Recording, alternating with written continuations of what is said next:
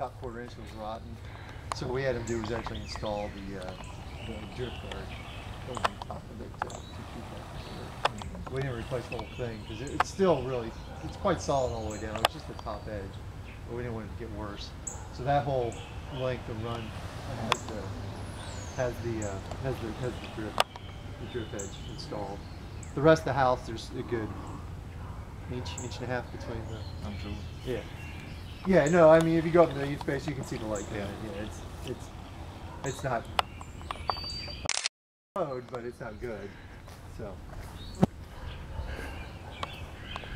Some valley, isn't it, Howard?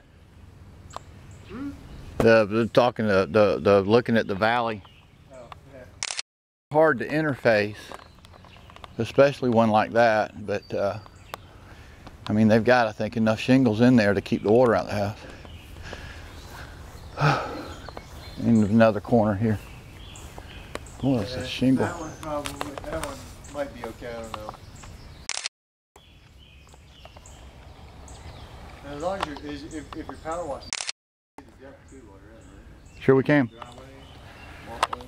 We make your shingles look brand new too. Yeah. That I don't think I want to touch. Because I think people, does that cause more damage than it cures? I'm gonna tell you what the chemical is and let you tell me. I mean, seriously, you're more qualified than any customer. I'm always afraid of like cleaning something that's going to cause more. I would agree. Penetration. And here again, we do no harm. Right. Yeah, And so I just leave the shingles. But I'm afraid they're going to dissolve. Let me run this chemical by you. I'll tell you, Deck CPR. It's sodium hypochlorite. It's a pink powder. We put it in water, get a massive exothermic reaction, almost to a. It's just bleach. Yeah. It's just bleach. Yeah. That's all it is. There's but a still, bleach is never good. Right, hypochlorite or hypochlorite. Yeah. And I don't know the difference. Because hypochlorite. Oh, hypochlorite is just has an oxygen on the end. Yeah. Chloride is a ClO. Yeah. And that's how you get it to bind, so it binds. Chloride is just salt. Right. Yeah. Hypochlorite is bleach. But salt probably wouldn't hurt it, but hypochlorite, all this galvanized steel, it'll just chew it right out. It'll rust it. It rusts stainless steel. All right, say that one more time, please. Chlorite. ITE, the bleach. Yeah, ITE is bleach. Negatively impacts the steels. Yeah, because it's bleach. It aggressively attacks almost everything. Okay. It is a reducing agent. It will rust anything it touches. Okay. Aluminum as well. What it does is it brittles aluminum and it causes it to flake, right? So pieces will break off. Okay. It does the same thing to stainless steel. Yeah. So we, in our stainless steel tanks, because we have probably $200 to $300 million worth of stainless steel in our, actually probably even more than that. It's probably close to $1 billion of stainless steel in our facility. It's $300 a linear foot. Yeah. You cannot make sodium chloride, which is salt. Yeah. You can't put it in there because the chloride attacks the stainless steel, and chlorite really attacks it. Yeah. So just your ordinary table salt in solution will rust stainless steel. Yeah. Chlorite is even worse. It's even more aggressive. Yeah. Because it's got more electrons to get. Well, let me ask you this: why do they only use stainless steel on boats in the salt area? Because it's better. It's the best choice. It's the best choice, and it's cheap. It's cheaper than the steels that you have to get to are Hastelloy.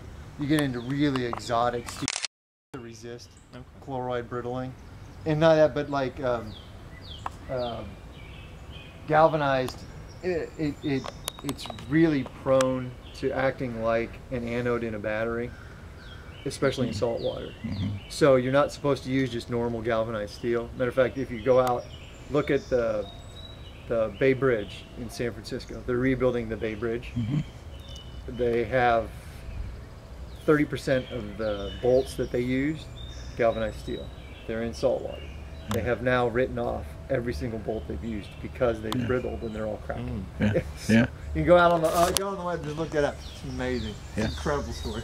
Basically, Caltrans violated their own spec. Yeah. So, let's see. Anything else I gotta worry about around here? I love your anti-squirrel cage. Look at that. Yeah, dude, we had a flying squirrel. Exterminator came out. Supposedly squirrel proofed it, and that was part of it. Yeah. He trapped it and got it out of his. So what he did, tear the wire mesh under the. the lip of the fan? No, actually, you know what? It's another thing at that same corner. If you look, there's a huge piece of copper flashing that comes down, but has a big open end. He would just go in there and climb up through the wall. You could hear him every night, just scurrying up inside the wall. Amazing. Oh, you got the Riani on demand. Mm-hmm.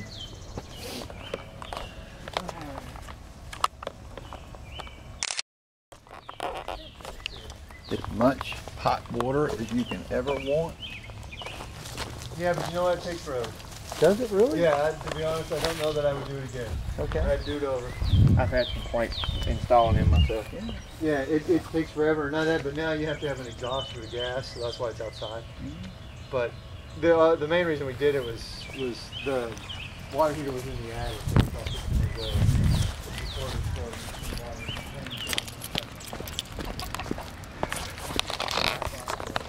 water heater, like 75 gallons of water sitting in the very highest point of your house. It just don't, and a drip handle is this big. It's just like, no, get that out of here. That's ridiculous. So it was either going to be a new tank in the garage, or we would look at tankless because it supposedly saves you money because of its efficiency.